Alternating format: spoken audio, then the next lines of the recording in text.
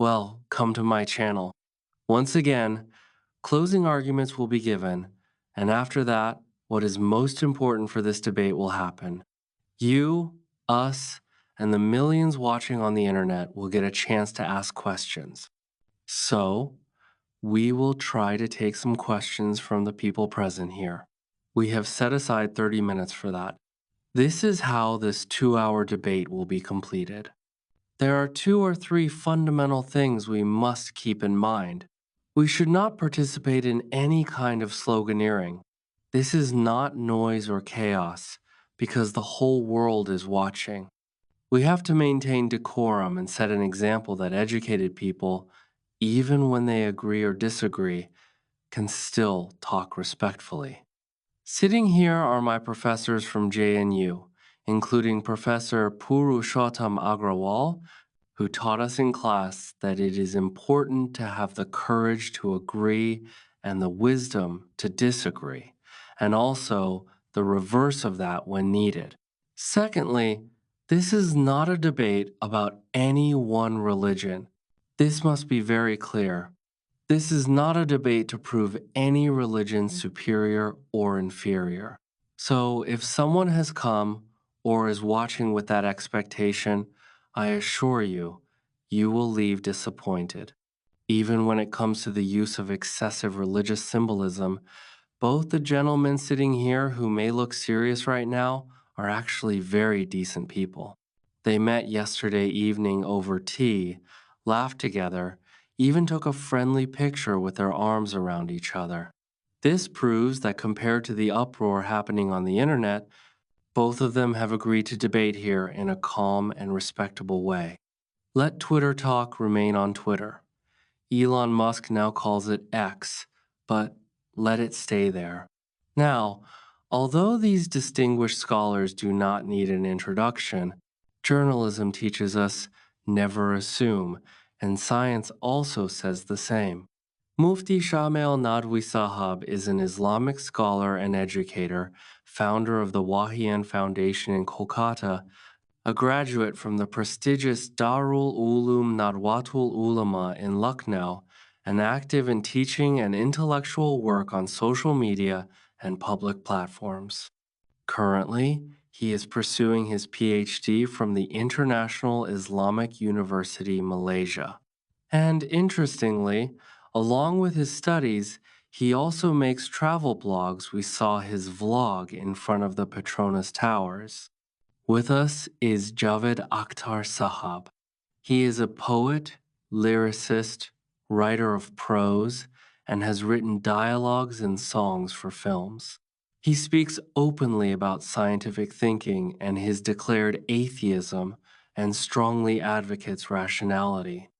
Ladies and gentlemen, does God exist? Everyone tries to find their own answer to this question. Some relate it to the search for the God particle. Some call it the Higgs boson. Some try to understand how mass came into existence. What existed before creation? What existed before time itself? And some ask, if all these discoveries happen inside the human brain, then how did this brain evolve in the natural order? I hope today we succeed in answering at least some of these fundamental questions. I first invite Mufti Shamail Nadwi Sahab to the stage. Please come, sir. I also request everyone to keep your phones on silent or light mode.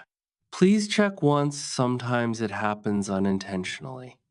All praise is for the Creator who created this universe with purpose. Respected Javed Akhtar Sahab, Mr. Saurabh Dwivedi, and respected audience. Thank you all for being here today. Since today we are debating the topic, does God exist? This is a subject where different standards can be used to reach any conclusion. So, at the beginning of the debate, it is important to decide which standards are valid and which are not. The first standard, which I believe our respected Javed Akhtar Sahab will quickly lean toward, is science. But In reality, science cannot directly prove or disprove the existence of God. And this is not something I am saying myself. This is what experts in science say. The National Academy of Sciences says, science does not have the processes to prove or disprove the existence of God. Why?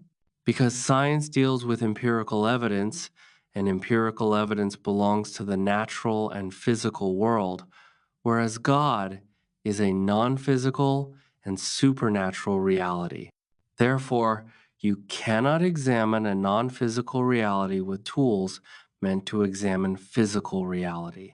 So, in today's debate, scientific evidence will not be accepted to prove or deny the existence of God. The second possible standard could be revelation, that we prove God's existence through revelation. But this standard is also irrelevant today. Why? Because revelation for me is a valid source of knowledge, but for Javed Akhtar Sahab, it is not a valid source of knowledge. Therefore, I will not present any evidence today from any religious scripture so that nothing appears unacceptable to him. The third standard could be observation, such as someone saying, "Show us God if he exists," or provide empirical evidence for God's existence. But this is using the wrong tool. It is like Javed Sahab demanding that I detect plastic using a metal detector. And when plastic is not detected, he says plastic does not exist. No, you are using the wrong tool. Metal detectors do not detect plastic. So, I believe demanding empirical evidence for God's existence is a childish demand, and our respected Javed Akhtar Sahab has moved far beyond such demands. So, only one standard remains: intellect, logic, reasoning. And this is the standard under which God's existence should be proved or denied. But since this is a very important and sensitive topic, the logical argument must be definitive, not vague. It should be as clear as 2 plus 2 equals 4, something that cannot be logically rejected. For example, if we say our respected Mr. Saurabh is a human being, and all human beings are conscious beings, then logically Saurabh Sahab is also a conscious being. Is this a vague argument or a definite argument? It is definite, clear, like 2 plus 2 equals 4. It cannot logically be rejected. So, if today Javed Akhtar Sahab presents any logical argument against God's existence that is definite and irrefutable, then I declare in advance that I will accept it and reflect upon it seriously. But I also predict that no one will be able to present such a definite argument. We will present arguments definitive, logical arguments which the entire atheistic world will not be able to refute. Now, let us imagine a simple example. Suppose we are on an isolated island where no one has ever gone before. While walking, we suddenly find a pink-colored ball. What is the first question that comes to mind? How did this ball come here? Why is it here? Why is it pink? It could have been another color. Why is it in this particular shape? It could have been another shape. Naturally, you conclude that someone must have created this ball with specific properties and placed it here because you know this ball did not have to exist. It could have existed or not existed, and even if it existed, it could have existed in another form or color. Now expand this ball, expand it until it becomes as large as the universe. Does the question change just because the size changed? Not at all. The question still remains: where did this universe come from? Why does it have these specific properties? Who made it? If we ask this question to Javed Akhtar Sahab, since his worldview is atheistic, and this applies to atheists generally, their answer will either be an argument from ignorance or dogmatic. They will say, I don't know where it came from, therefore, God does not exist. That is an argument from ignorance. Or they will say, the universe created itself automatically, which would imply the ball should also create itself automatically, but no one accepts that explanation for the ball, yet accepts it for the universe. That is dogma. Javed Akhtar Sahab will also surely bring up God of the Gaps, saying that earlier people attributed thunder, rain, etc. to different gods because they lacked explanations. But this is not our worldview at all. Just because we understand the natural processes behind phenomena, how does that prove God does not exist? I will discuss this further, God willing. You will also see, and I expect that respected Javed Akhtar Sahab will bring emotional arguments, which are logical fallacies when deciding truth. For example, he may say, if God exists, why does evil exist? Whereas I say the existence of evil is actually evidence for God's existence, not against it, because if God exists, then we are accountable to Him. And for accountability to exist, evil must also exist. Accountability must exist. Without it, we cannot be held responsible. And if we are not accountable, then we will ask Mr. Censure for Sayings for Sanction, Javed Akhtar, kindly tell us, then why is there suffering in this world? If there is no God, then why does suffering exist? And what about those people who suffer greatly, develop a spirit of justice or the desire for retribution inside them, but leave this world without ever seeing justice? Will all their pain just go to waste? Now, let us return to that example of the ball. If someone asks me, who made this ball? Or who made this expanded ball? I will say, because this universe and everything in it is contingent. Contingent means something whose existence depends on something else. Clearly, this universe is contingent. And if there is something that is not contingent, then I request someone to please show it to me. Show me what in this universe is not contingent so that we can also reflect upon it. And when contingent things exist, then according to philosophical terminology, we reach a point, a being, which is called the necessary being. A necessary being is one whose non-existence is impossible, because if it did not exist, then nothing else would ever come into existence.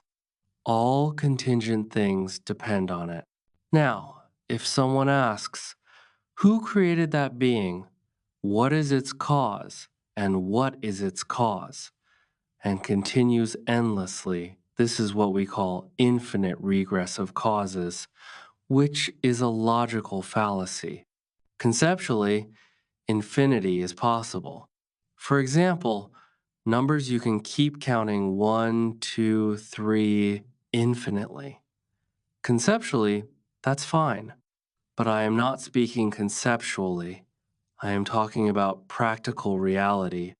Show, in reality, that an infinite chain of actual causes is possible.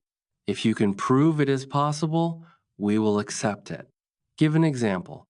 If it is not possible, then only one option remains, the necessary being. A necessary being is independent because if it depends on something, it cannot be necessary. It must be eternal because if it has a beginning, then it is contingent. It must be powerful because to actualize contingent things, power is required. It must be intelligent and knowledgeable because this universe runs precisely according to specific forms and laws of nature. Thank you. Thank you, Mufti Sahab. After these arguments, I request Javed Akhtar Sahab. Would you like to speak while sitting?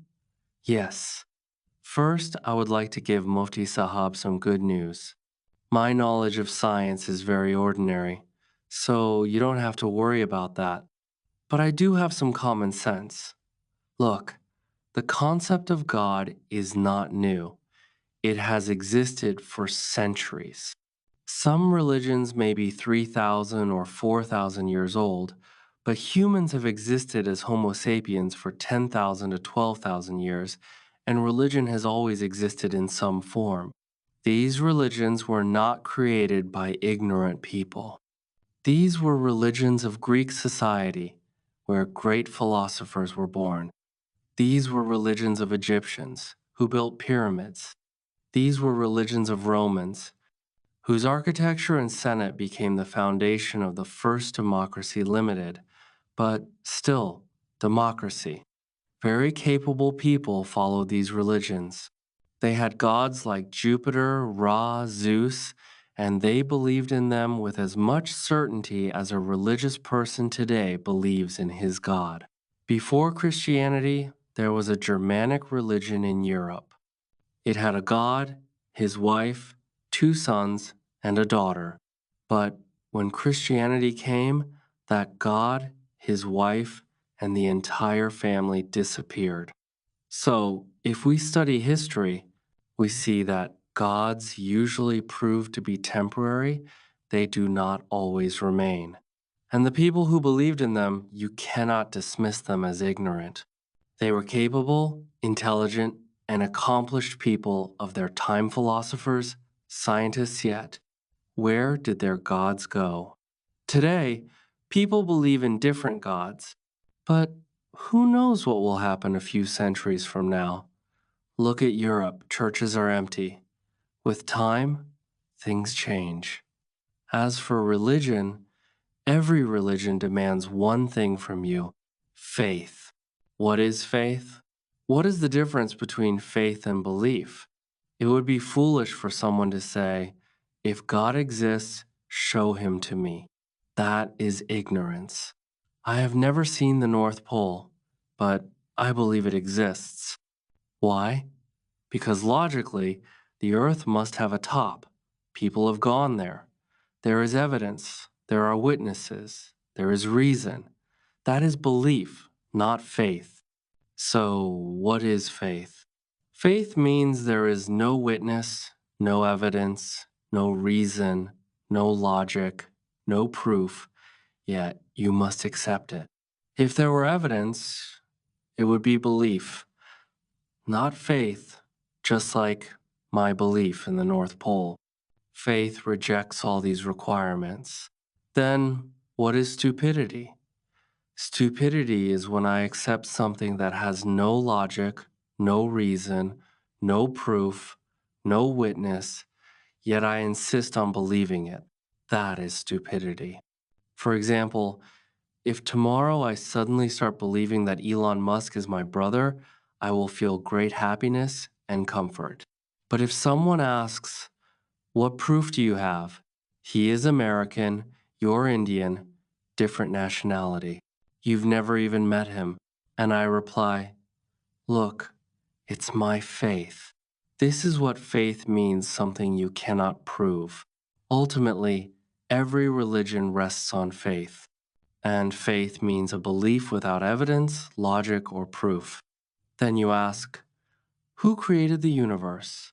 Strangely, you gave the example of going to an island and seeing a ball. You wondered who made the ball, but you never asked, who made the island? You were only surprised by the ball, not the island. Islands exist, we take them for granted. In the same way, stars, galaxies, the universe, these are like islands. We don't ask who made them. How was I born? Was I planned? Or was I just a lucky sperm that happened to connect? My birth is random. Nature has nothing to do with justice. Justice is a human concept. In nature, there is no justice. If a lion eats a deer, the lion is not punished. If a storm comes and destroys flourishing trees, storms are not jailed. Nature operates without justice. It doesn't need justice. Justice is something humans invented like traffic rules. Left-hand drive is not natural. Humans made it. Truth, goodness, morality, these are like left-hand driving rules. Without them, society crashes. Lies, corruption, bribery, these are like driving on the wrong side. These are human constructs. So, religions promising justice in the afterlife proves they are man-made. Nature has no such concept. Some people say nature itself is God, but nature has no justice. Yet religions promise justice after death. If I do get justice, I will be happy, but I cannot believe it because I cannot create faith. The very fact that religions demand faith means they do not have justification. Yes, religion, in moderation, may produce some good qualities in people, just like alcohol. In America, a survey once found that people who drink 2 measured drinks with meals live longer than those who drink too much or don't drink at all. Yet we still consider alcohol bad. Why? Because alcohol grows like cancer. It increases. Nobody becomes a milk addict, but people become alcoholics. Religion has the same tendency. It grows, spreads, and becomes extreme. Some people may use religion correctly. I'm sure Mufti Sahab is among them. I enjoyed meeting him. But how many people are like that? Look at the destruction in the world, how much of it is done by people acting in the name of religion. Religion may not explicitly tell them to do so, but like alcohol, once consumed, it influences behavior.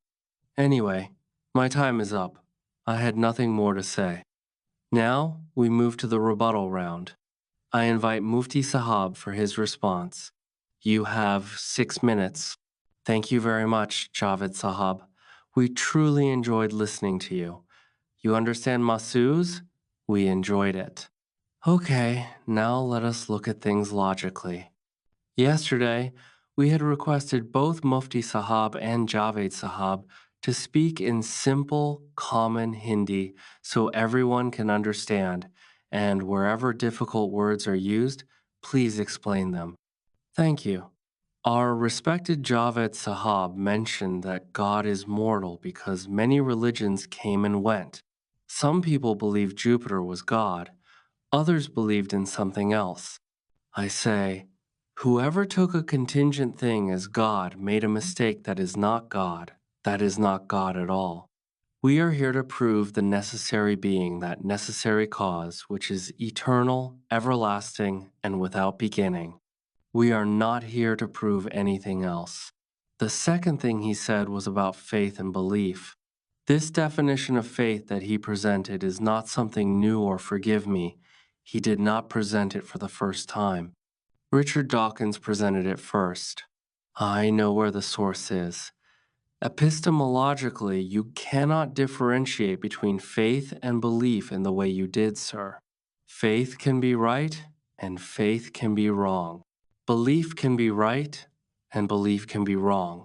The faith that is supported by logic, reason, and evidence is correct faith.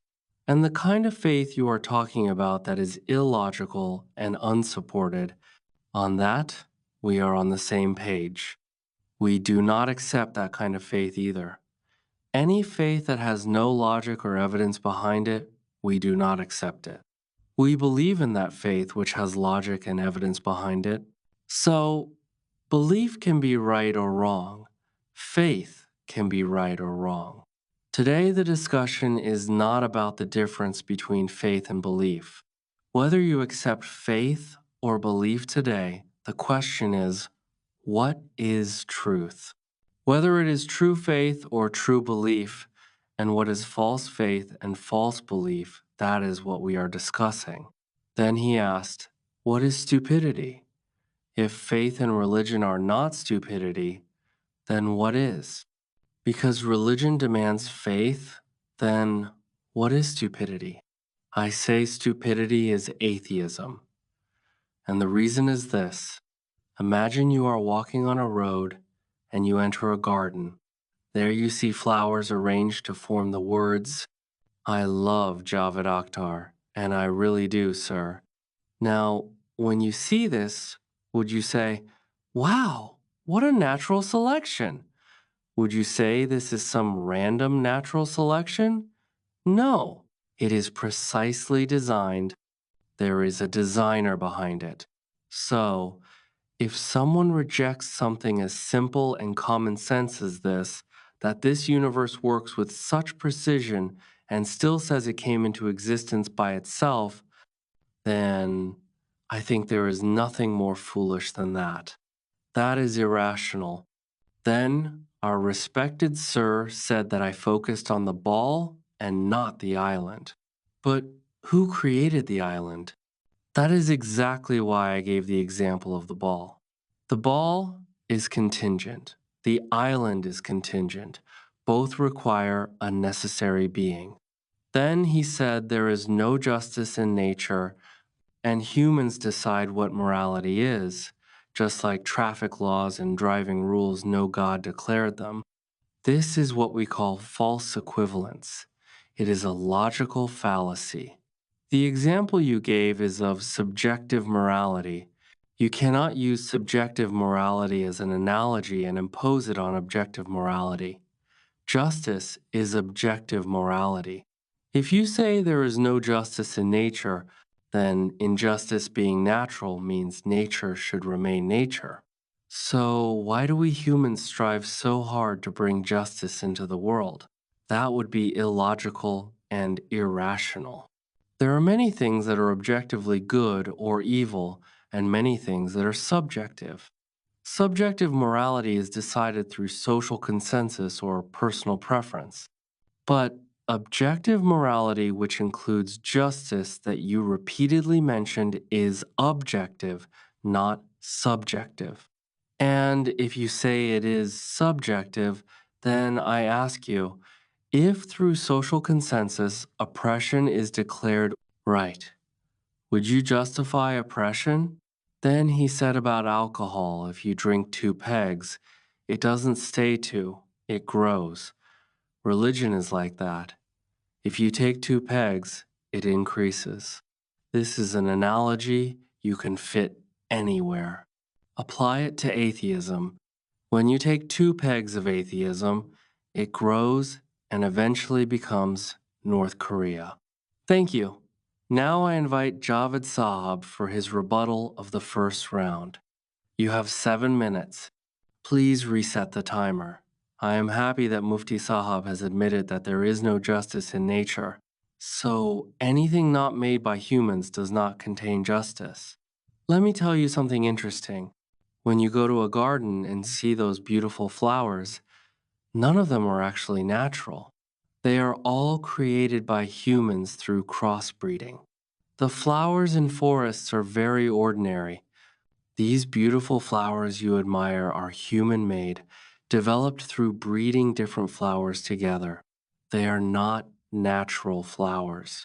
Go into a wild forest, you won't see such roses. Humans created them. Humans have created many such things. But you did not answer one of my questions, and I am disappointed by that. What is faith, and why do you demand faith from me? You say you are logical. You have all the reasons and evidence. Then why do you demand faith from me? Why do you say, surrender, don't question? No, religion allows endless questioning. Every religion says, do not question too much, otherwise you will be lost. Why do you stop people? The truth is, human history has always had 2 kinds of people: those who worship their ignorance and those who fought against their ignorance and tried to learn. Today, you are amazed at how the universe exists. Once upon a time, people were amazed at where the sun goes when it sets. But instead of moving one step forward to investigate, you freeze everything by saying, This eternal power has always existed. Accept it and don't question. Why don't you say the same about the universe? Maybe it always existed, or we don't know. And saying we don't know is a very honest and humble statement. But religions, they know everything: how the world was created, how it will end, what happens after death. They know everything, but none of them knew dinosaurs existed. In no religious scripture do you find dinosaurs mentioned, but they know everything else, like how to make a universe in 4 easy lessons. Those who claim to know everything are the real problem. We need humility to admit there are many things we do not know. But instead of investigating, people chose to worship their ignorance. This hall, this electricity, this mic, the airplane you came in, the car you traveled in, all of these exist because people asked questions.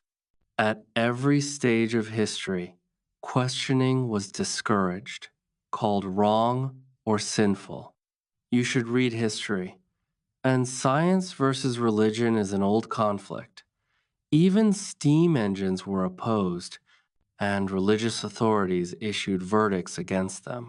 Even today, when religious right wing groups come into power, they suppress scientific research. Why so much fear? Once religious people were furious that humans were trying to create humans. Why are you afraid? Let them try. What is the fear? Today, the things that shock you one day, they will seem simple. That is how human history works. Don't rush to make final judgments. Have humility to say, we don't know how far the universe extends, how long it has existed, or how long it will exist. But you have already made final decisions. You say, it was created 14 billion years ago, and before that, God just sat silently for billions of years doing nothing. Then one day, he decided to make a universe? How strange. It is very easy to believe something someone told people 2,000 plus years ago and keep believing it forever, even when the world has changed and knowledge has evolved. Science never claims to know everything. In fact, the more we learn, the more we realize how much we still don't know, how little we actually know. So, we should fight against our ignorance and reflect on it. Thank you. Thank you so much. I invite Mufti Sahib again for round 2 in the chain of arguments. You once again have 7 minutes. Thank you. Respected Javed Akhtar Sahib has repeatedly been asking, tell me the meaning of faith. Tell me the meaning of faith. I've already said it. Faith can be right and it can be wrong. And today we are not discussing faith. Today we are discussing truth and whether God exists. Does God exist? This is the real question: whether God exists or does not exist. Which of these two statements is true? Now, whether you call it faith or belief, that's not my concern. After that, you said religion stops people from asking questions. I say maybe some do, but I don't. In fact, questions should be asked. We progress through questioning. That is why I am here today. But questioning should not only be directed at God, it should also be directed towards you, towards atheism as well. We will question everyone today, and I hope you will answer. Till now, you have not answered the contingency argument. You said, why don't we call the universe eternal? Because logically, it is not possible. The universe is contingent. It is bound by time and space. Whatever is bound by time and space is contingent. Whatever is contingent must have had a beginning, and whatever had a beginning cannot be eternal. This is a simple logical point. You said religious books never mention dinosaurs. Unfortunately, I have never found dinosaurs mentioned in a mathematics book either. Does that make math useless? No, because that is not its subject. The purpose of revelation and religion is not to tell you how bicycles are made or when dinosaurs existed. It teaches morality, talks about God, and explains non physical reality. Religion does not stop science. If anyone tries to stop science, they are wrong. Religion rejects scientism, not science. Scientism is when you believe science is the only source of knowledge. We reject that. Then you mentioned Vatican fatwas. Vatican and fatwas are contradictory terms. You also said, we don't know. If you don't know, then simply say, you don't know. But why claim that God does not exist? Say you don't know, maybe he exists, maybe he doesn't. But when you say God does not exist, that itself is a claim, and then the burden of proof is also on you, just like it is on us. You asked what God was doing before creating the universe. Terms like before, after, earlier, and later all relate to time. Time began with the beginning of the universe. So, asking what God was doing before the creation of time is illogical. Regarding the God of the gaps science fills will always be filled with contingent things, whether matter, force, or energy. So, our question will remain valid until you reach a necessary being. Infinite regress of causes is not practically possible. Wherever you stop, that is what we call God. Next, you said, when the universe didn't exist, how could time not exist? God existed, so existence was there. If God existed, then time must have existed. It cannot be that nothing existed. God was there. You also said that religion makes people better. So look at the world map. Mark the most religious areas: Latin America, the Middle East, the Far East, Indian regions where religiosity is highest. Then take another map showing where injustice, repression, women's rights violations, and dictatorship are most widespread. The maps will mostly overlap. Then tell me, what is the practical benefit of this medicine called God? Even a medicine bottle tells you how to use it. What benefit has this concept brought? Those who believe in God, are they really just and fair? Have they become better human beings? What benefit has faith given? If it had great benefit, I too would accept it. But I don't see any. In fact, if a religious person is good, I respect him even more than a non religious good person, because I believe it is harder for a religious person to be good. Everything has a limit how much you can run, lift, see. In the same way, goodness also has a quota.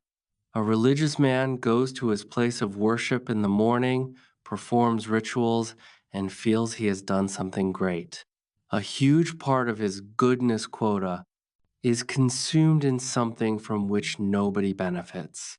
I don't go, so I must help a poor widow, feed someone, do something useful to consume my quota.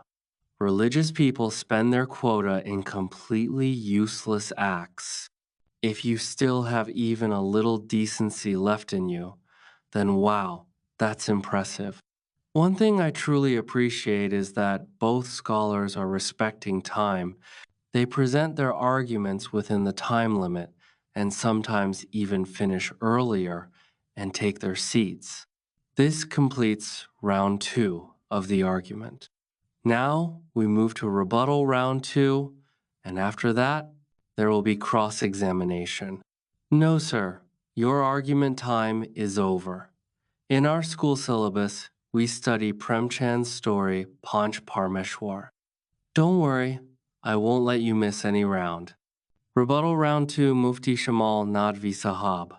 The real problem is that Mr. Javed does not have a clear concept of God.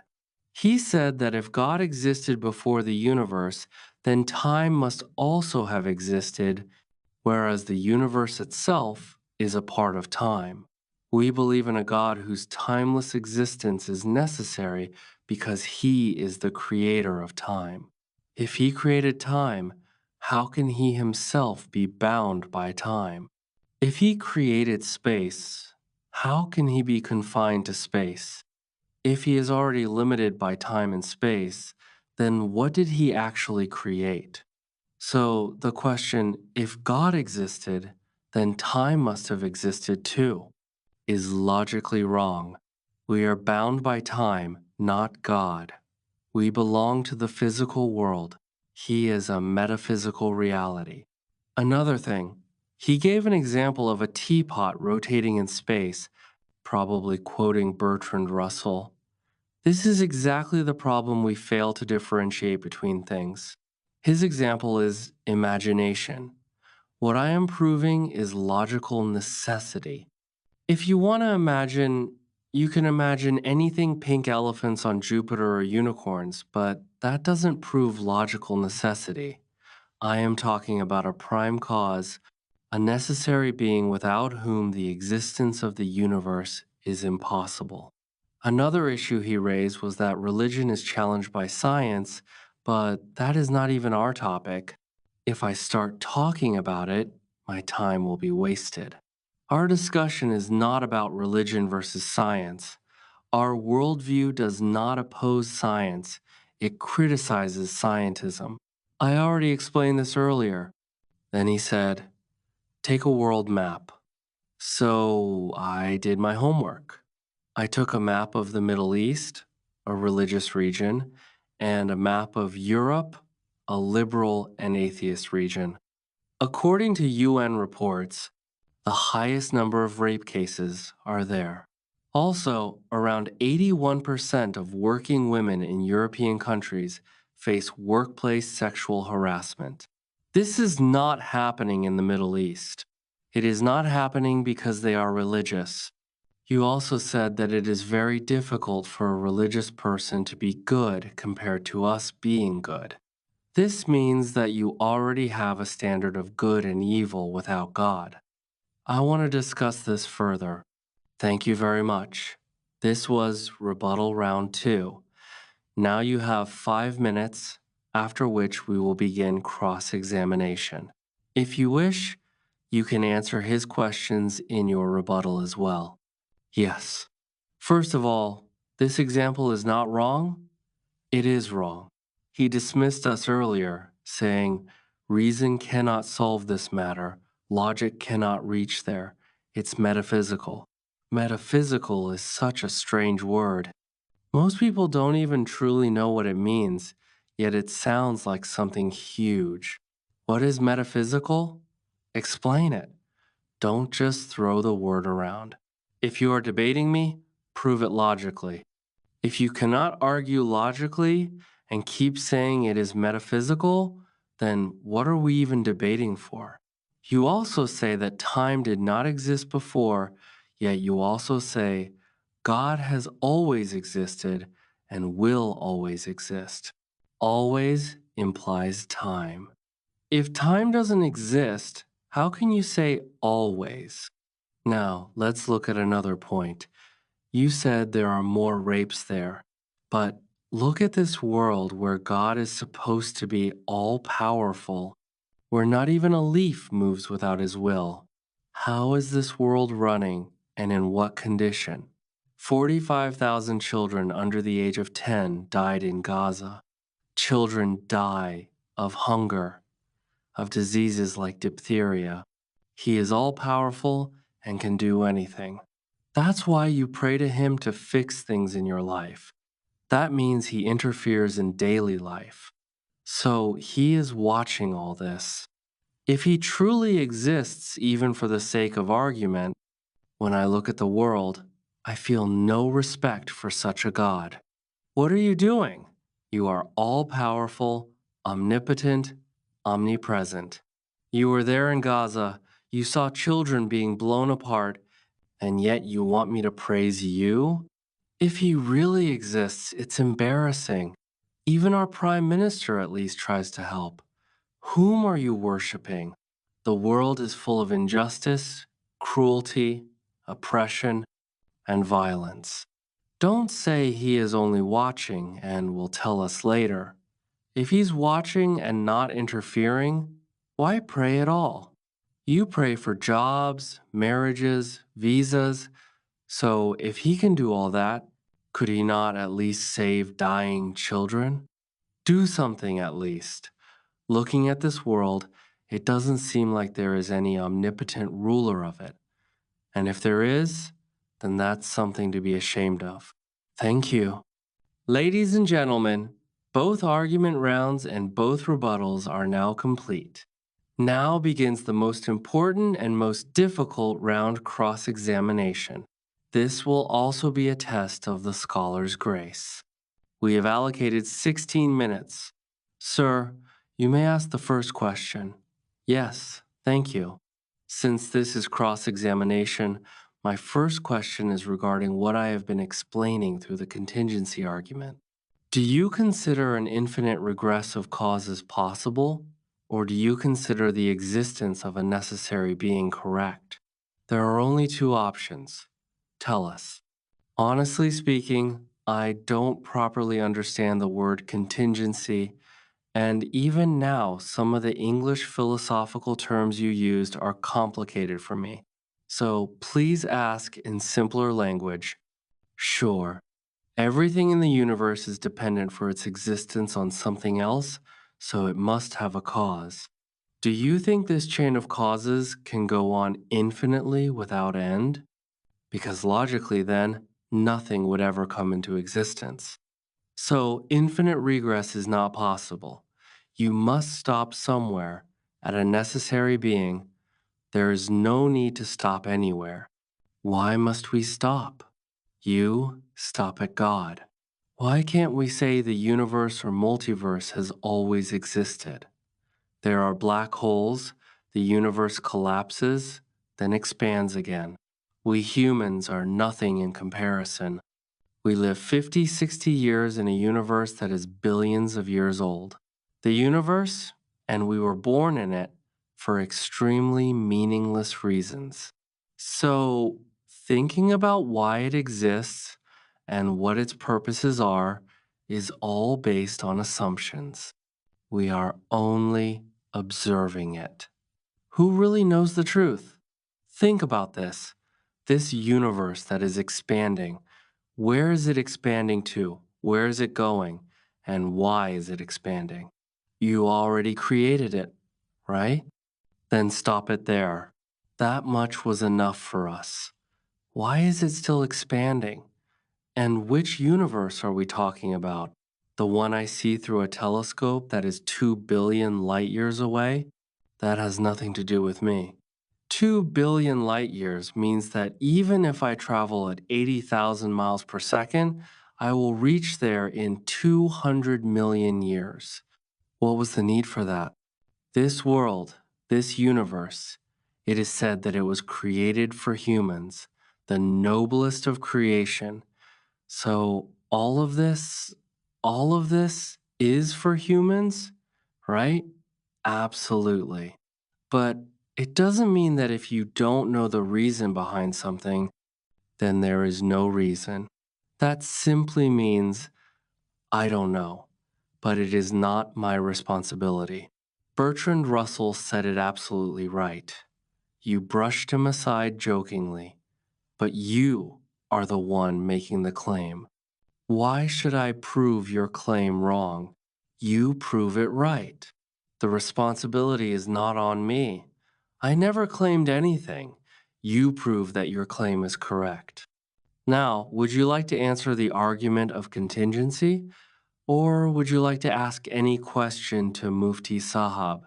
Because this is the cross-examination round. Earlier you were talking about faith, so I want to ask, whatever revelations God has supposedly given, they were not just in one religion, but in many. There are different revelations with contradictions between them.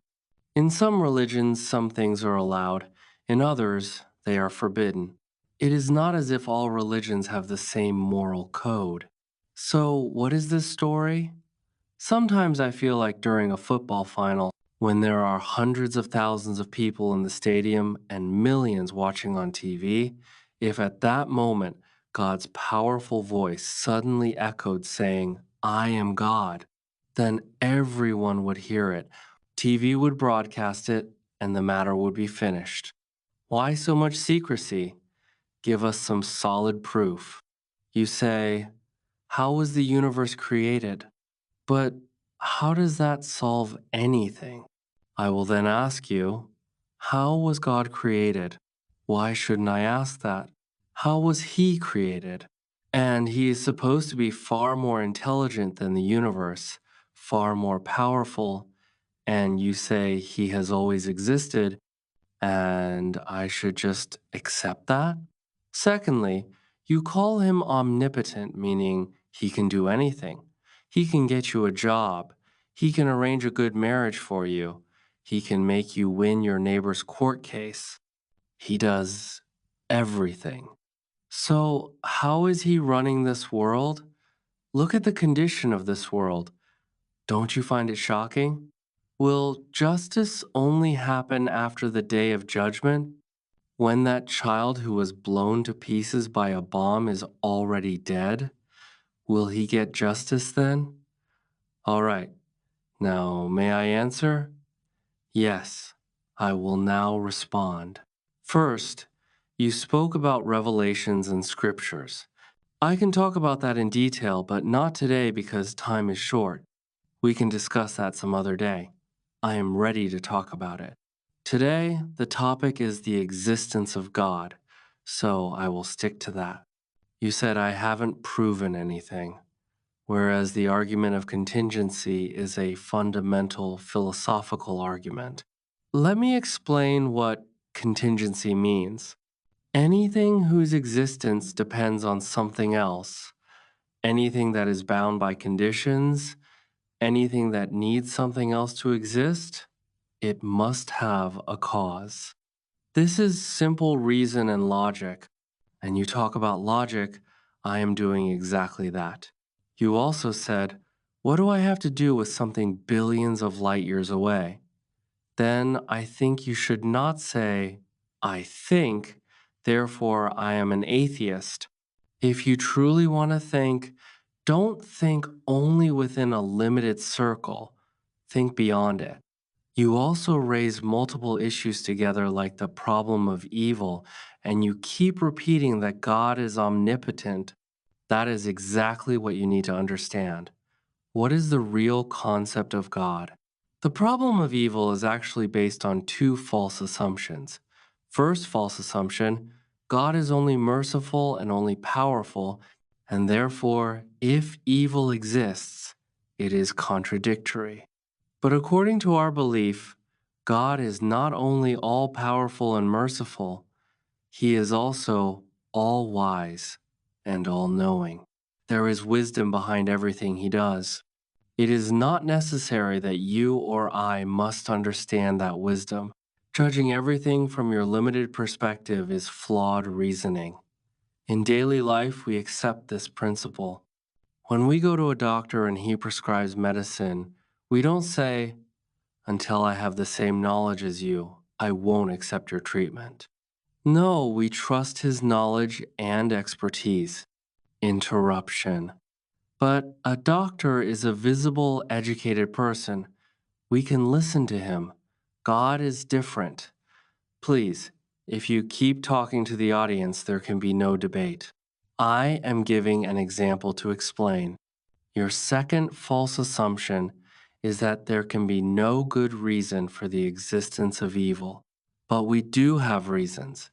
If there were no evil, how would you define good? If there were no injustice, how would you understand justice? If there were no darkness, how would you value light? We have come into this world for a test. Everyone is tested in different ways, and the presence of evil is part of that test. If I give a student a paper where only the correct answer exists, then what kind of test is that? Meaningless. So, yes, good and evil both exist. God created the system in which evil exists as a test. But that does not make God evil, just like the person who makes a knife is not guilty. The one who misuses it is guilty. Rape, murder, injustice, these are results of human free will. If someone commits rape, that is not God's fault. He abused his free will. He will be punished. Hell exists for such people. You say, 7 billion free wills are moving on this planet, and if someone kills me, then did I die by God's will or by free will? The answer is God created the system of free will. Someone misused it and killed you. That person is responsible and will be punished. So saying God gives life and death is not contradictory. He created the system, the laws, and the consequences. And if you say there is no God, then how will you explain evil, morality, justice, and accountability at all? How will you decide evil? Meaning, how can you objectively define evil without God? Tell us, how do you define evil? Look, in the world there are two kinds of animals. Some live alone in the jungle, and some live in groups. Anyone who lives in a group, whether it is your foundation, a club, a political party, or any unit rules must be made for interaction. Meaning, people will decide. People will decide. So, if people decide that committing rape is acceptable, will you justify it? No. But that means your foundation is that people will decide what is evil. No, there are groups in the world who actually consider rape justified in certain situations. I won't go into details. You also know, those ISIS people, what did they do? What they did has nothing to do with God, sir. My question was simple. How do you define evil? Let's come back. You can only live together when you develop certain principles where everyone has basic protection, everyone has basic rights, and everyone gets some comfort. This is how any organization with more than one person runs. If you create disorder in it, there will be destruction, loss, and ruin. Take a simple example of a home. There is a husband, wife, children, mother, two sisters, and a brother. Even there, you need a system to live together, to trust each other, to care for each other, and to help one another. This is how life works. Sir, so now your point is this. People will decide what is right and wrong. The majority will decide what is right and wrong, right? Yes, absolutely. If the majority decides something is right, then it becomes right.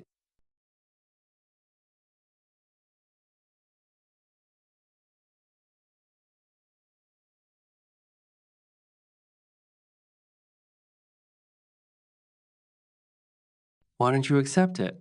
Hello, the cross question round ends here. It's good that it has been structured like this, otherwise, the temperature keeps rising. Most people on this planet believe in God, and not just your religion's God. Different religions believe in different gods. Yet, you don't believe. But you say the majority decides right and wrong. So, whatever majority decides becomes right? Fine, we will follow the same standard you yourself suggested. Brother, I trusted sensible people and agreed to proper moderation. You have 5 minutes now. This is your closing argument.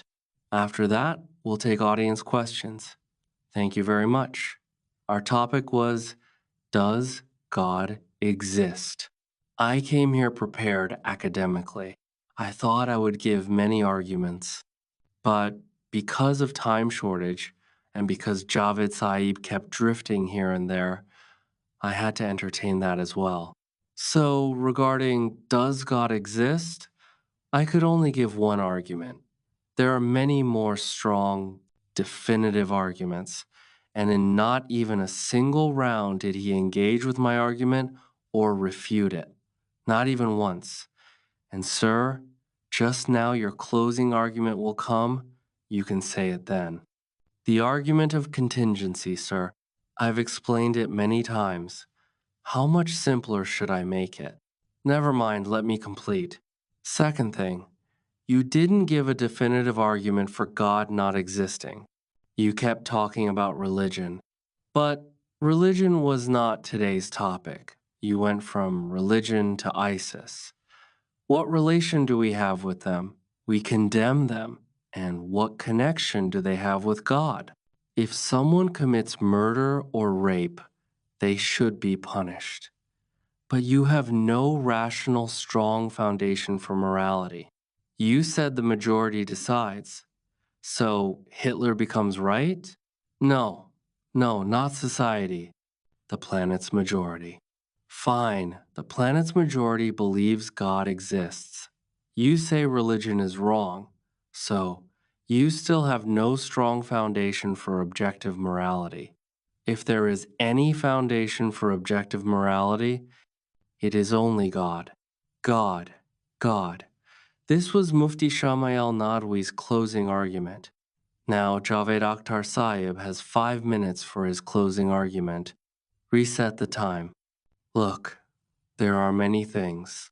The definition of God in almost every religion is that He is all-powerful, He is present, He is just, He is kind, He loves you, and so on. When I look at the world, I do not see any supreme power working for human welfare, protecting the weak, stopping the oppressor. I don't see it in history either. So if God exists and He is just watching this spectacle, then His existence or non-existence is the same. Secondly, when you say the universe is contingent, then you immediately surrender and assume its creator must be thousands of times more complex, and you have no objection to his existence. He is timeless, already there before time, etc. You accept all this without any proof and without reason. And the greatness of religions is what? Their belief in God has constantly been proven wrong over time.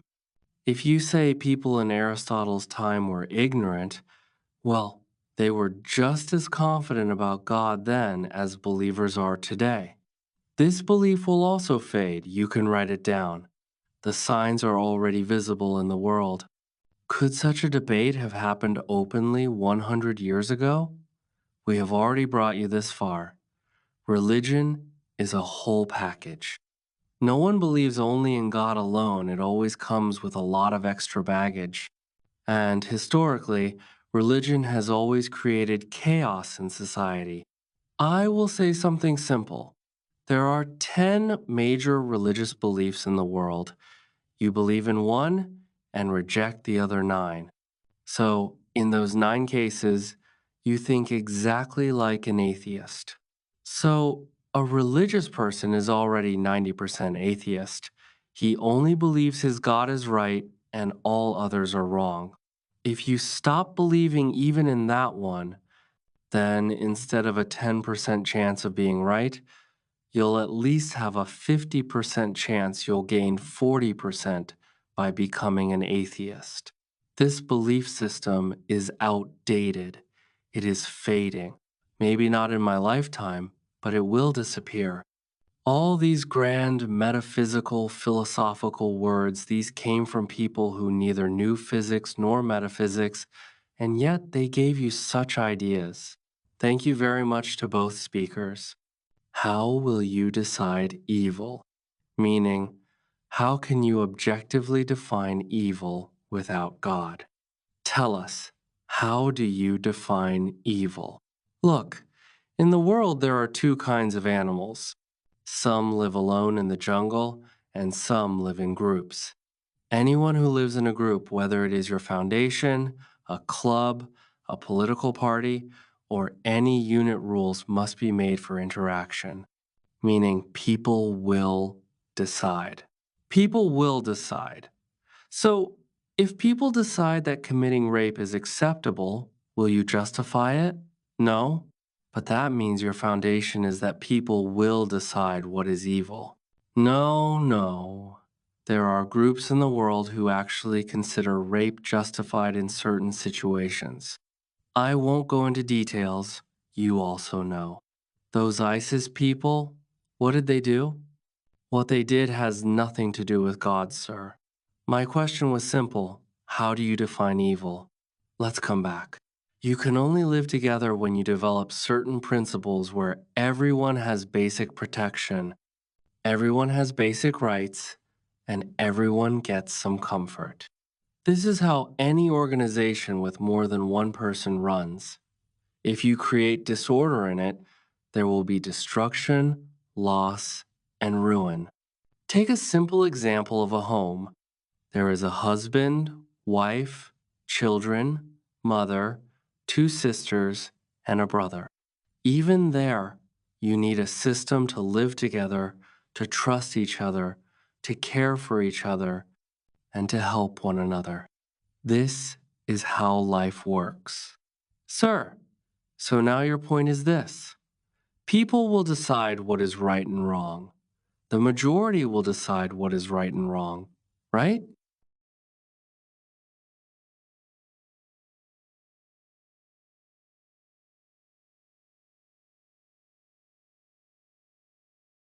No, no, not society's majority.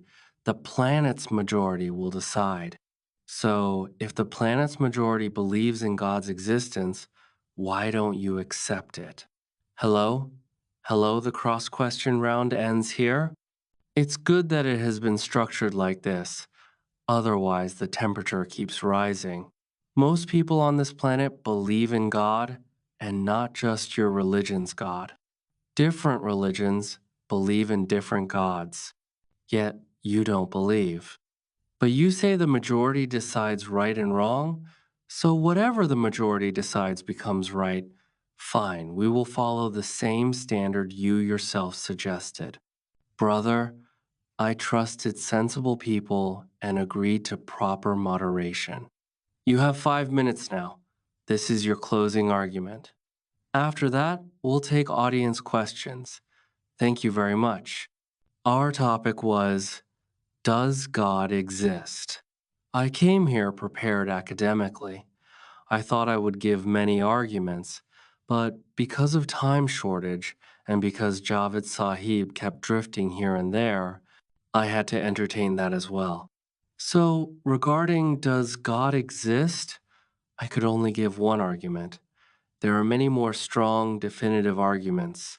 And in not even a single round did he engage with my argument or refute it, not even once. And, sir, just now your closing argument will come. You can say it then. The argument of contingency, sir. I've explained it many times. How much simpler should I make it? Never mind, let me complete. Second thing, you didn't give a definitive argument for God not existing. You kept talking about religion, but religion was not today's topic. You went from religion to ISIS. What relation do we have with them? We condemn them. And what connection do they have with God? If someone commits murder or rape, they should be punished. But you have no rational, strong foundation for morality. You said the majority decides. So Hitler becomes right? No, no, not society. The planet's majority.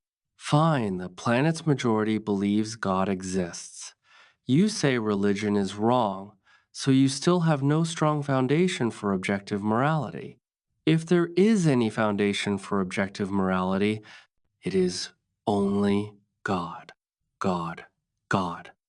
This was Mufti Shamail Nadwi's closing argument.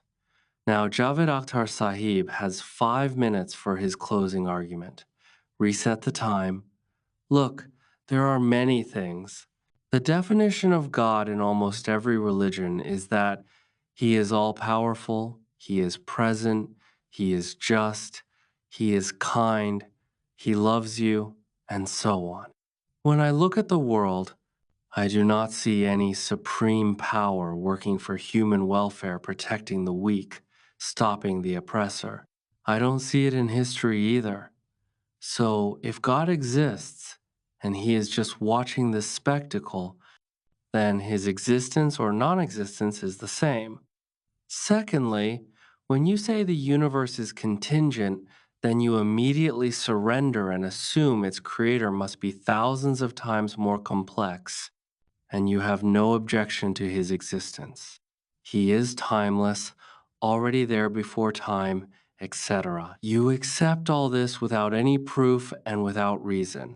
And the greatness of religions is what? Their belief in God has constantly been proven wrong over time. If you say people in Aristotle's time were ignorant, well, they were just as confident about God then as believers are today. This belief will also fade. You can write it down. The signs are already visible in the world. Could such a debate have happened openly 100 years ago? We have already brought you this far. Religion is a whole package. No one believes only in God alone, it always comes with a lot of extra baggage. And historically, religion has always created chaos in society. I will say something simple. There are 10 major religious beliefs in the world. You believe in one and reject the other 9. So, in those 9 cases, you think exactly like an atheist. So, a religious person is already 90% atheist. He only believes his God is right and all others are wrong. If you stop believing even in that one, then instead of a 10% chance of being right, you'll at least have a 50% chance you'll gain 40% by becoming an atheist. This belief system is outdated. It is fading. Maybe not in my lifetime, but it will disappear. All these grand metaphysical, philosophical words, these came from people who neither knew physics nor metaphysics, and yet they gave you such ideas. Thank you very much to both speakers. Mufti Sahab is sitting ahead. Please give him the mic. Yes. Tarun, keep your mic with you. You know the camera frame, right? Yes. First of all, congratulations to both. Sir, please introduce yourself. I remember you live in Chicago, America. Please tell us your name. My name is Yasir Nadim Al-Wazdi. Javed, sir, I have a question related to infinite regress. It's a hypothetical scenario. For example, sir, please keep the mic a little closer. Yes. If you are a poet because you had a teacher who was a poet, and that teacher was a poet because he had a teacher who was a poet, and if you keep going backwards in the past like this without stopping anywhere, excuse me, you could never be a poet. But you are a poet. Your poetry exists. That means somewhere you must have stopped. So my question is, do you consider infinite regress of causes a logical fallacy or not? Yes or no? I don't consider it a logical fallacy, but my problem is, since I don't consider it a fallacy, I will continue with this logic, which is not a fallacy. You stop somewhere. You ask, how did this ball form? How did this island form? How did this ocean form? How did this land form? And suddenly you put a stop at God. You don't ask, the creator of these must be more complicated than them. How was he created? You accept that he always existed. So if you accept he always existed, then why is the universe a problem? Then we don't come into existence. Yes, we don't exist. Okay, sir, why don't we exist? I will explain. Please, please. Like I gave the example, your poem would never exist if it always kept going like this. Yes, Mike, please. I think the concept of infinite regress is not clear. Let it be. Let's move on. All right. Please also keep in mind the moderator's role. No, you did. You did. Here is Gauhar Raza Sahib. He also wants to ask a question. Please turn on the mic from below. First, let me say, I am ashamed for the children who were killed in Gaza because it happened while we were here. But I was even more ashamed because I thought Mufti Sahab was justifying it. Absolutely not. You are very wrong. I could be wrong. I am asking questions. I disagree with Javed Bhai. Look, just 1 second, sir. Wait. Please let me finish my point first.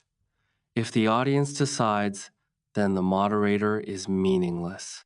My message to all of you is, this debate is between two people on one side, Mufti Sahab, and on the other, Javed Sahab. They have been presenting their arguments for the last hour and a half. You may agree with them or not.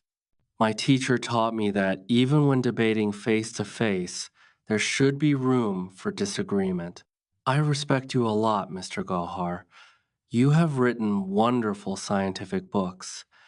But my request to everyone is, if you comment on what these people said, there will be no time discipline and no order. Please ask your question. Whatever comes out of the question will come out. I disagree with Javed Sahib, so I am asking Javed Sahib a question. My question is this. Javed Sahib has often used logic to say there is logic in science, but not in religion. I think there is logic in religion too, but the basis of that logic is that you stop, which Javed Sahib has mentioned repeatedly. That is, you stop when you come to the concept of God, and asking questions there is forbidden. So the question is, do you agree that the logic of science is different and the logic of religion is different? Please tell us, sir.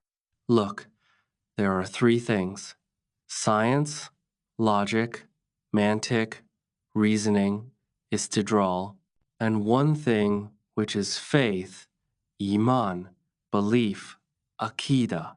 I am not a fan of the logic of faith. Please explain it to me with reasoning and moderation. I am ready to accept it. What harm will it do me? But I cannot go to the logic of faith. Akida means you must believe.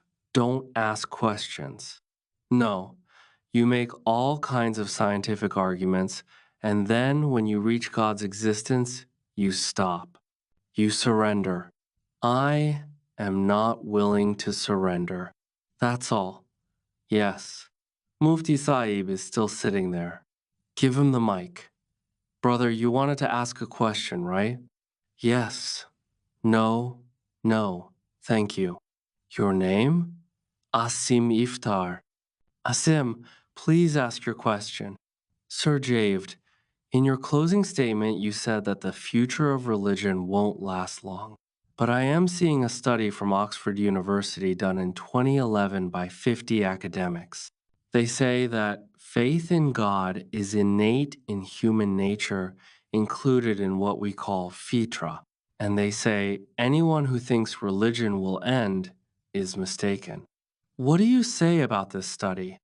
Okay, I do not agree with them. Who are those professors?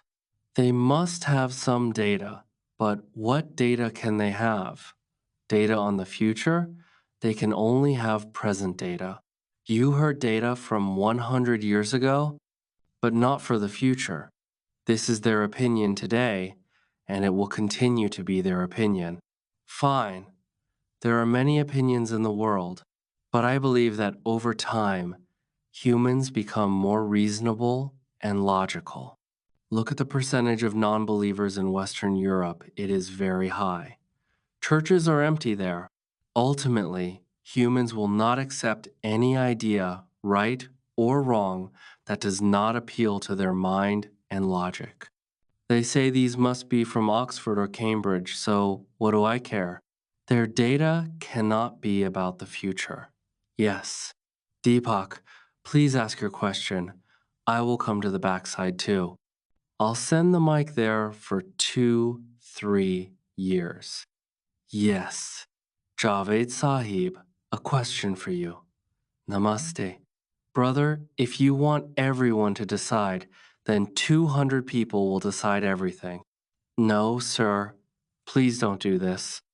Everyone has a right, sir, but we can only take selected questions. Sir, these are young people too, so let them ask. Brother, you are young, right? They say they are young too. Mufti Sahib, you are young, yes. Ask.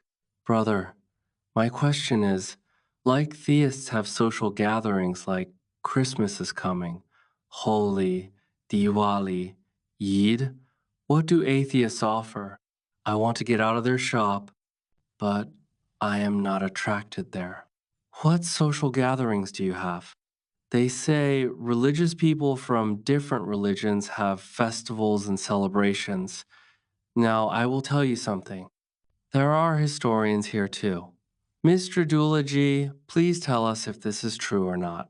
There was a Constantine, a Greek Roman language speaker who lived about 400 years before Christianity came. Later, he decided that he would become a Christian. His entire state would be canceled. In those days, it was like this. The king who chose a religion, the people also followed it because he had become bankrupt, and the rich Christians on the Mediterranean coast, who were merchants, needed money from him. So they said, "Become a Christian." Then he told his minister, "Brother, this is history. Now we will become Christians." The minister said, "Sir, we will become Christians, no problem. But there is one problem.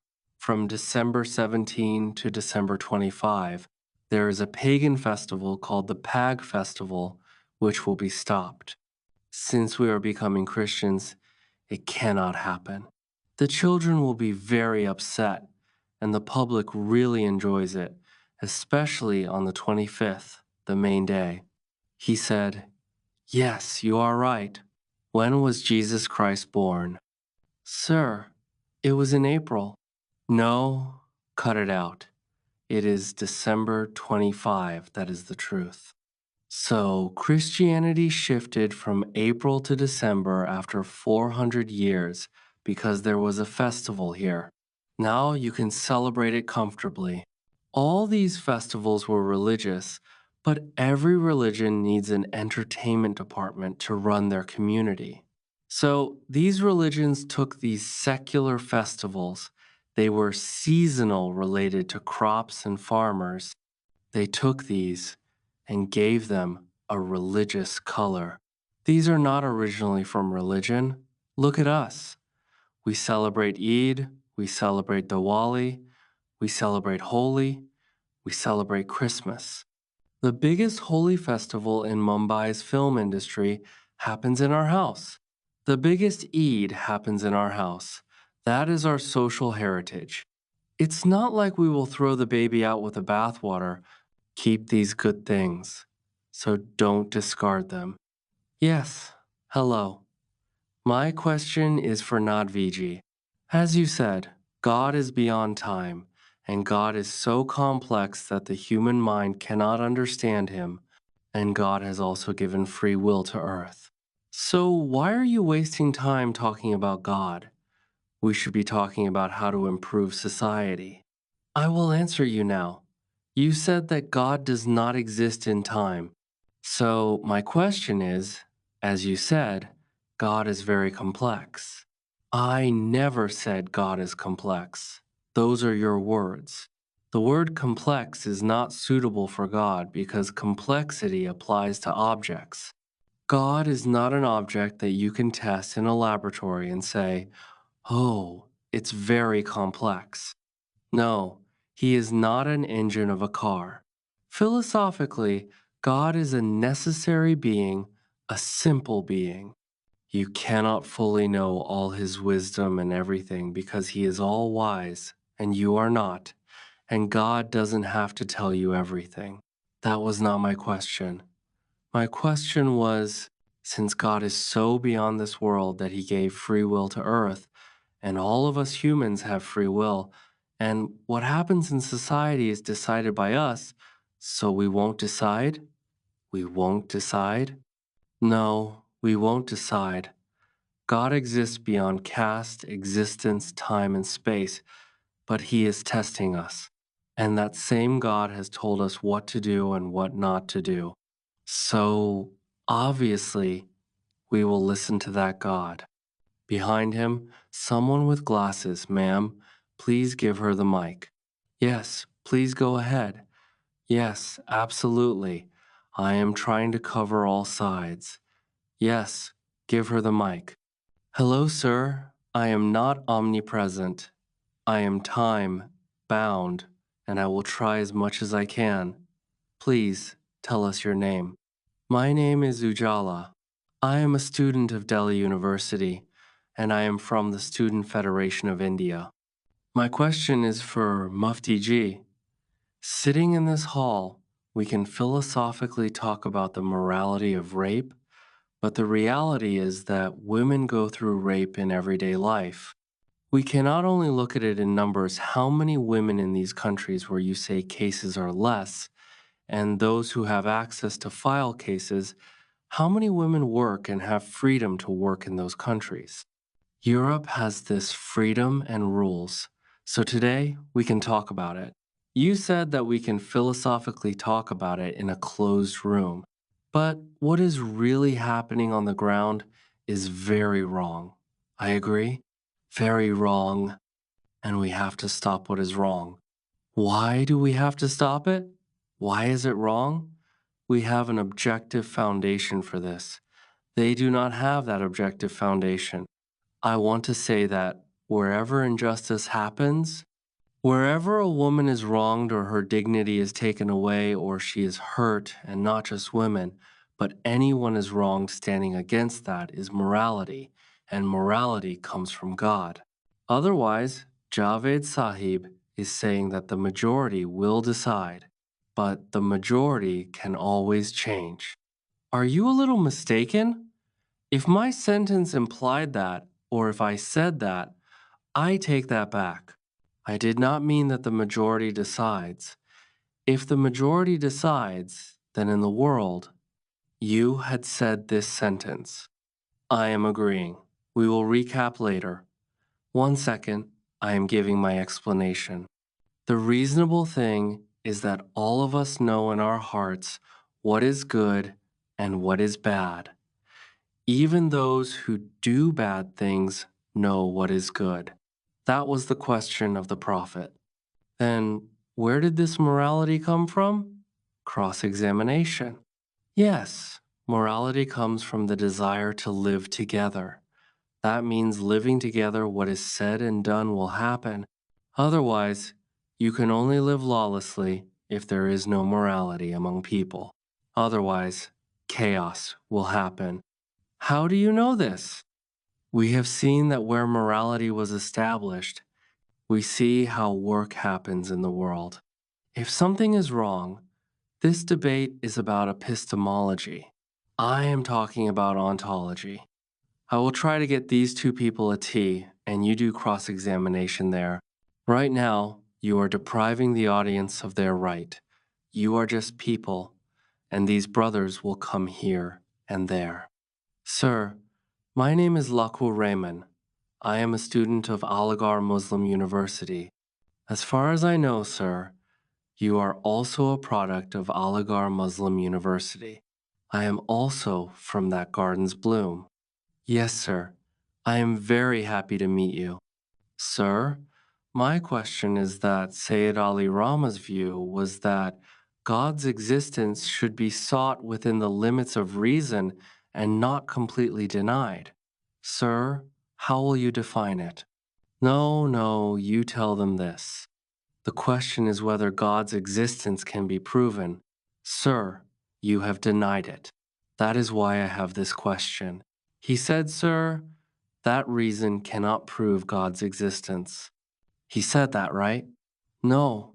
He said it can be proved, and it has been proved today. Seeking or proving, it has nothing to do with intellect. Hey, just listen to the question. It cannot be done by intellect. Didn't you say that? It can be done by intellect. No, that's what they are saying, brother. You are saying it can be. That's a different question. Sir, look, take the youth, such an amazing university. Hey, brother, listen to me. Speak on the mic so that millions of people watching can hear you. Give him the mic. Yes, they will give it. Wait, yes, sir. My question was, Sir, Sayyid al-Rama had a view that the existence of God should be sought within the realm of intellect, not completely denied. That was his concept. But my question is, how do you define this? How would you explain it? I want to know from you. You are a product of Aligarh Muslim University. I searched within the bounds of intellect but did not find it. Yes, put those glasses on. Give it to them. Yes, quickly ask your question. There are only 5 minutes left. 5 minutes, and we are done. Yes. Assalamu alaikum Mufti Sahab. And my question is for Javed Akhtar Sahab. What is your name? Hey, brother, you are asking me? Faiz. Faiz. Ask Faiz Sahab. So, my question is, currently atheists are using the problem of evil argument against Muslims, right? That there is so much evil in this world, so the argument goes against Muslims or against theists. Yes, please correct that a little, brother. The whole effort was to not pin the discussion on any one religion. Yes. So basically, the argument is that so much evil exists in this world, and if there is an all good God, why doesn't he stop it? But this question contains a hidden assumption that evil exists in this world. Now, how can atheists ontologically prove that evil exists in this world? Let me explain a little. No, no, sir, you all listen to them. No, please don't. No. I want to explain ontological. No, no. We understood, sir. Let them answer. Okay. Ask your question. What was it till now? Let me add a bit. You're the guru. When we do round 13 of this debate, we'll have you on stage. Yes, yes. So quickly. Look, according to atheism, everything came about randomly. Everything is atoms and molecules. The only difference between a stone and me is that we have a different arrangement of atoms and molecules. Now, if someone cuts a stone into 2 pieces with a sword, or cuts me according to atheism, it is the same. There is no good or evil according to atheism. Yes, yes. Fai Sahab's question is that even if we try, we cannot ask the wrong question. There is a life form, and in the life form are feelings, meaning a life form can hear, see, taste, feel. So, this quality that emerged in this bubble is found in animals and humans. So, obviously, if it suffers some pain, because it has sensitivity, it will feel pain. A stone doesn't have that sensitivity. So, what kind of question is it that if a stone is cut, it doesn't feel pain? So, why would you feel pain if cut? Please sit down. Yes. Next question. Yes. Please ask.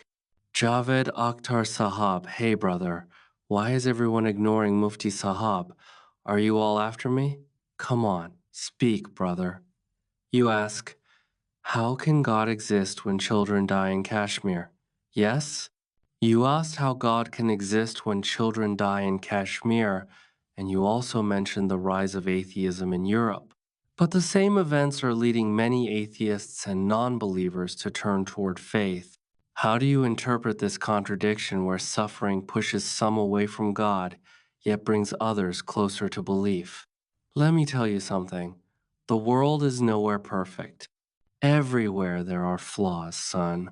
1 minute I will tell you, look, flaws, weaknesses, faults are everywhere. But if you look honestly, where is the world the most just? Where does the average citizen have rights? Where can they speak? Work as they please? Give their opinion? Speak against the government? Speak against those in power?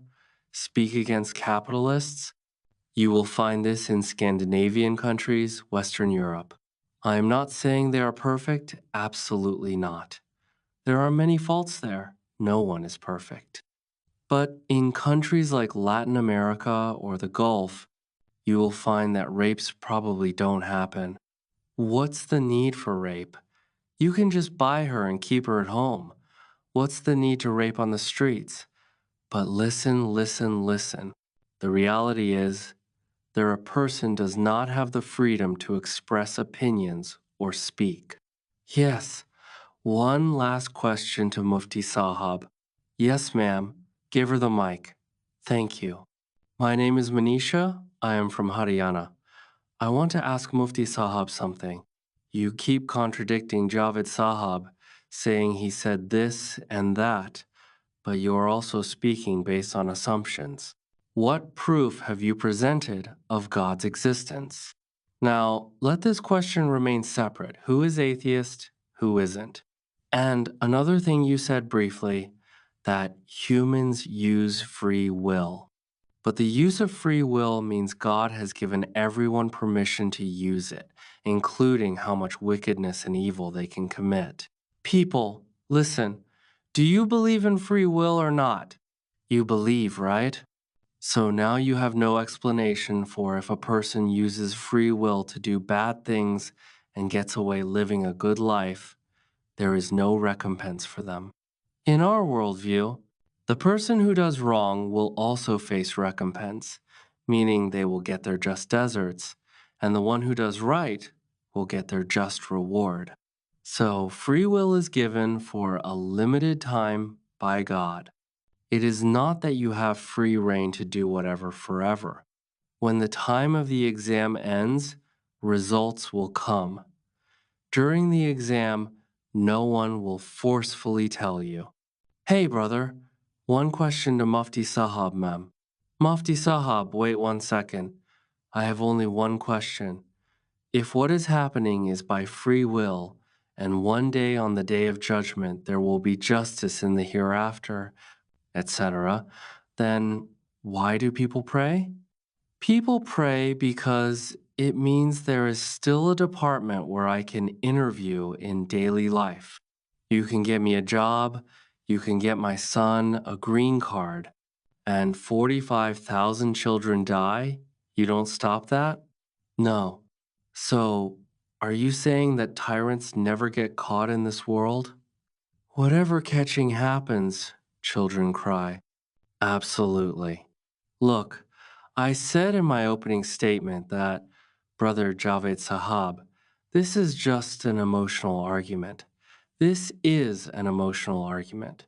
The reason behind it, did I explain? The wisdom behind it? I did. I am calling you all gentlemen so that you are conscious and keep order. Time was fixed. This time is over. You all listened so patiently. I thank you very much. If these two scholars wish, we can have round 2, round 3 of this conversation. This is the beauty of humans, that they engage in debate and discourse. You all showed great patience. Thank you very much. With that, this conversation ends here. Now, Mufti Sahab and the senior Mufti and I will go eat together. Very nice. From where?